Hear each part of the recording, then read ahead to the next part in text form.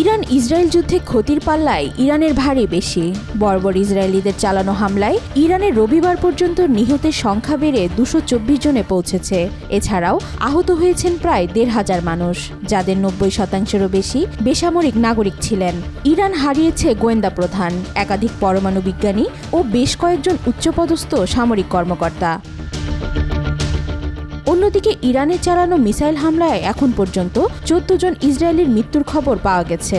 রবিবার রাতে ইসরায়েলের চতুর্থ দফায় হামলা চালায় ইরান, যেটিকে সংঘাত শুরুর পর ইরানের সবচেয়ে শক্তিশালী আঘাত হিসেবে দেখিয়েছে বিশ্লেষকদের অনেকে। সর্বশেষ হামলায় কয়েক মিনিট ধরে বিস্ফোরণের গর্জন শোনা যায়। এ হামলায় তেল আবিব, হাইফা, বেনগুরিন বিমানবন্দর ও নেভাটিভ বিমানঘাঁটি লক্ষ্যবস্তুতে পরিণত হয়। কিন্তু প্রশ্ন হচ্ছে, এত শক্তিশালী হামলার পরও কেন ইসরায়েলে প্রাণহানি এত কম? মূলত এর নেপথ্যে আছে পূর্ব প্রস্তুতি, উন্নত প্রযুক্তি ও পরিকল্পিত নির্মাণ।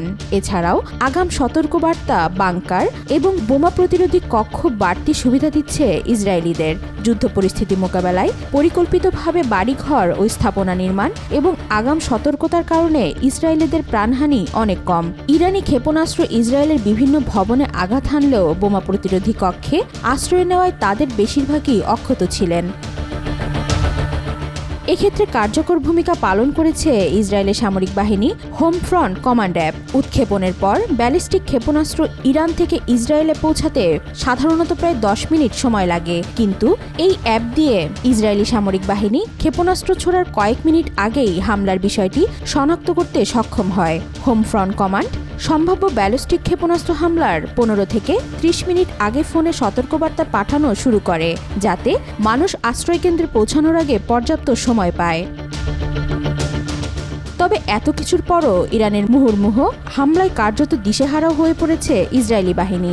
ইসরায়েল সরকার আনুষ্ঠানিকভাবে যুক্তরাজ্য ও ফ্রান্স সহ কয়েকটি দেশের কাছে অনুরোধ করেছে যেন তারা ইসরায়েলের দিকে নিক্ষেপ করা ইরানি ড্রোন ও ব্যালিস্টিক ক্ষেপণাস্ত্র প্রতিহত করতে সহায়তা করে।